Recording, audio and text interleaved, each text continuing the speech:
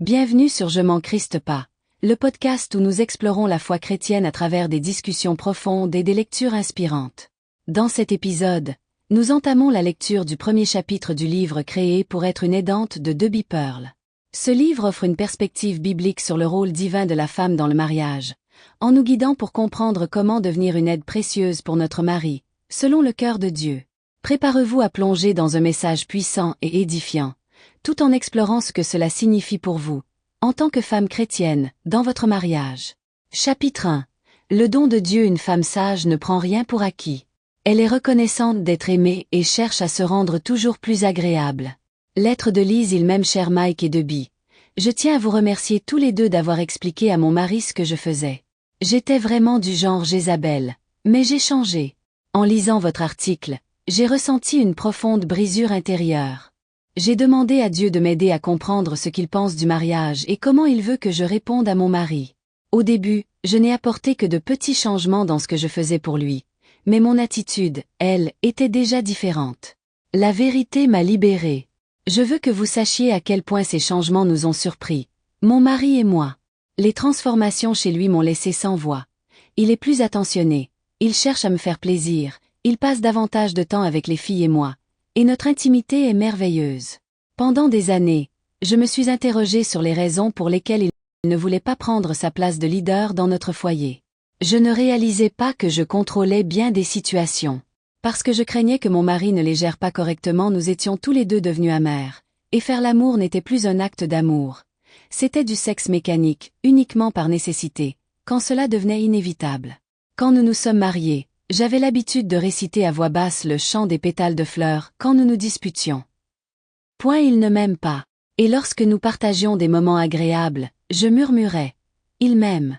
Après plusieurs années, je me suis aperçue que j'avais cessé de dire. Il m'aime et que, presque chaque jour, je murmurais.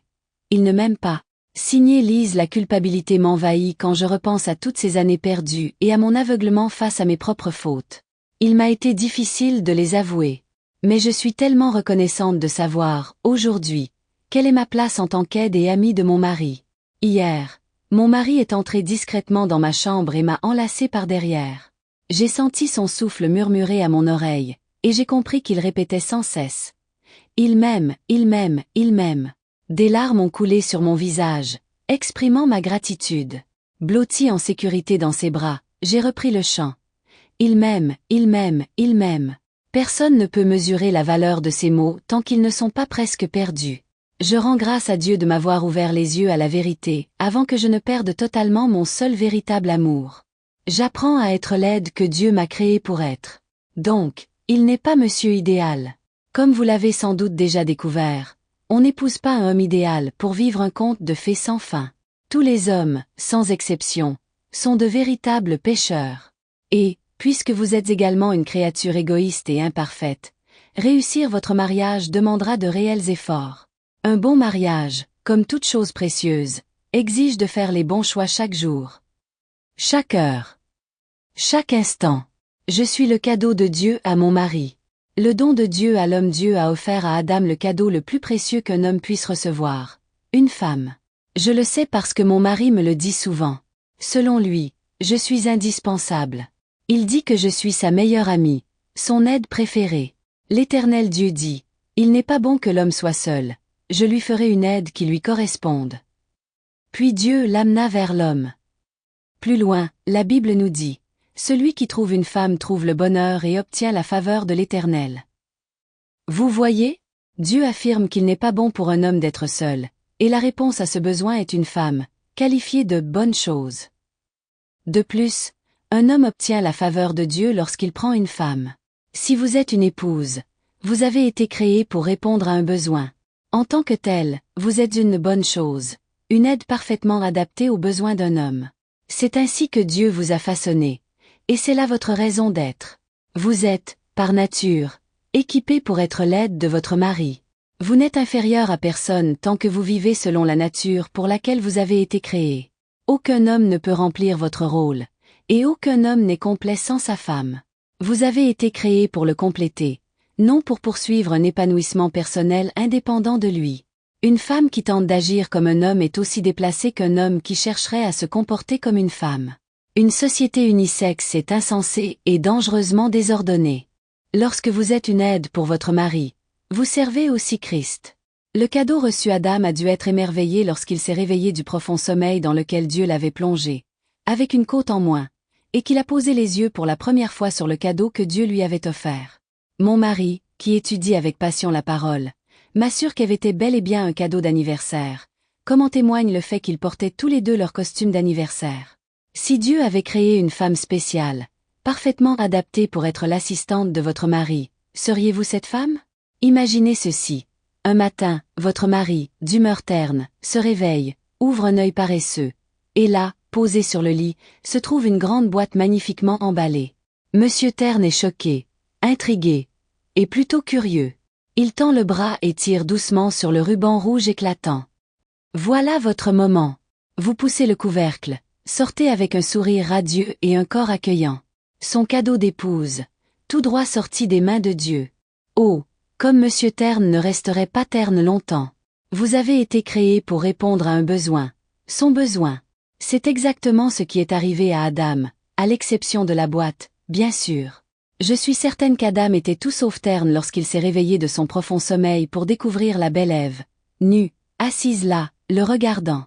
Votre mari partage-t-il le même sentiment de ravissement qu'Adam lorsqu'il vous regarde? Vous réveillez-vous chaque matin prête à rendre votre mari heureux et béni, à le servir du mieux que vous pouvez en tant qu'aide? Êtes-vous engagé dans une bienveillance active envers lui? C'est la volonté parfaite de Dieu pour vous. Lorsque vous êtes une aide pour votre mari, vous êtes aussi une aide pour Christ, car Dieu a confié à l'homme une mission et lui a donné une femme pour l'aider à accomplir cet appel divin. Honorer votre mari, c'est honorer Dieu. Obéir à votre mari, c'est obéir à Dieu. Le degré de respect que vous accordez à votre mari reflète celui que vous accordez à votre Créateur.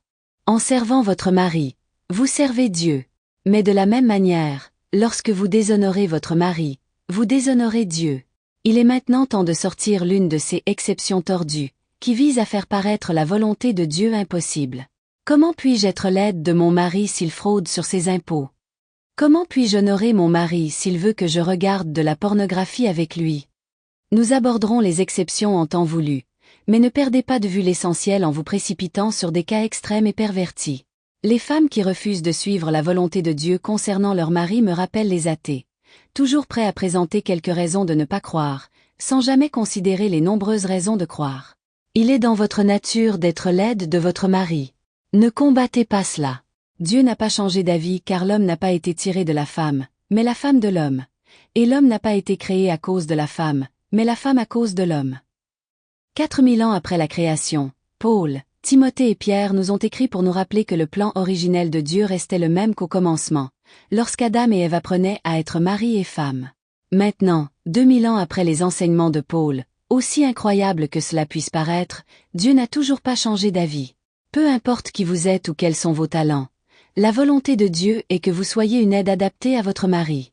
Paul dit, « Celle qui est mariée s'inquiète des choses du monde, des moyens de plaire à son mari. » Je sais que vous lisez ceci, et cela vous semble presque blasphématoire, car il est si étrange de penser que votre mari mérite que vous soyez son aide.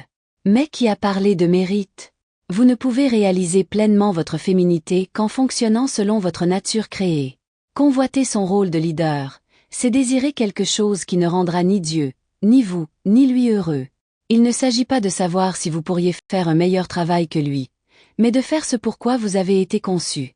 Si vous réussissez à diriger la famille, cela ne vous apportera aucune satisfaction durable. Il est bien préférable que ce rôle soit imparfaitement rempli par votre mari que parfaitement exécuté par vous. Votre excellence en tant qu'aide pourrait bien être le plan de Dieu pour renforcer son leadership au sein de la famille. Votre nature féminine ne peut s'adapter au rôle masculin sans endommager de manière irréversible la conception originelle. Votre appel divin, être une aide parfaitement adaptée, ne signifie pas être inférieur au leader. Dans notre bureau, il y a une équipe complète de travailleurs. Tous les employés épellent mieux que moi. La plupart sont plus à l'aise avec les ordinateurs et ont une meilleure connaissance des finances. Pourtant, lorsque j'entre dans le bureau, je peux indiquer à chacun ce qu'il doit faire et comment je veux que cela soit fait. Et tous sont heureux de répondre à mes demandes, y compris les hommes. Ma position d'autorité ne signifie pas que je suis meilleur qu'eux, mais qu'ils sont là pour m'aider à accomplir ma mission. et ce, plus efficacement. Les hommes sont créés pour être les aides de Dieu. Jésus a volontairement pris le rôle d'aide du Père. Le Saint-Esprit est devenu l'aide du Fils. La société est structurée de manière à ce que chacun, homme ou femme, doive se soumettre à diverses autorités, gouvernement, employeurs, police, services fiscaux, agences de protection de l'enfance, tribunaux, etc. La soumission, lorsqu'elle sert un but plus élevé, n'entame en rien la dignité. Dieu vous a créé pour être une aide à votre mari, afin de le soutenir, de le rendre plus productif et efficace dans tout ce qu'il entreprend. Vous ne faites pas partie d'un conseil d'administration avec un vote égal. Vous n'avez pas l'autorité de fixer l'ordre du jour. Mais s'il peut vous faire confiance, vous deviendrez son conseiller le plus proche, sa confidente, son attaché de presse, son chef d'État, son vice-président, son ambassadeur, son expert en relations publiques, peut-être même son rédacteur de discours, tout cela, à sa discrétion. Une aide parfaite n'a pas besoin qu'on lui fournisse une liste de tâches, comme on le ferait pour un enfant. Son désir de plaire la pousse à observer son environnement et à anticiper les besoins de son mari, accomplissant ce qu'il aimerait voir fait. Elle ne s'appuie pas sur des excuses pour éviter ses responsabilités. Un homme saurait qu'il a une femme exceptionnelle si elle agit de cette manière. Un tel mari, comblé, serait honoré par ses pairs, qui admireraient et loueraient la compétence et la vertu de sa femme.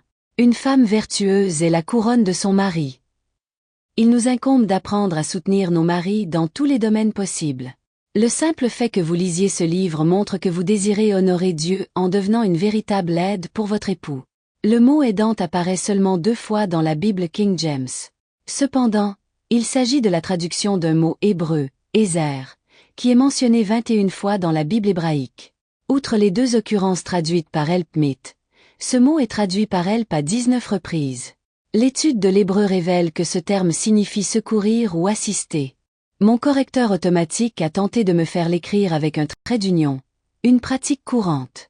Mais dans ce livre, je l'ai conservé tel qu'il apparaît dans les Écritures, en 2 mots, signifiant qu'Ève a été créée pour être une aide qui est émite, c'est-à-dire adaptée aux besoins spécifiques d'Adam. L'usage du mot aidante dans le Nouveau Testament éclaire davantage son sens. Voici quelques passages. Actes 26. 20, Romains 1h27, 1 Corinthiens 15h9 et 16h4, Philippiens 1h7, Colossiens 1, 12, 2 Thessaloniciens 1h3, 1 Timothée 2h21, Hébreux 6h7 et 2 Pierre 1h13. Je vous encourage à les lire. Ces versets mettent en lumière votre rôle devant Dieu en tant qu'aide convenable pour votre mari.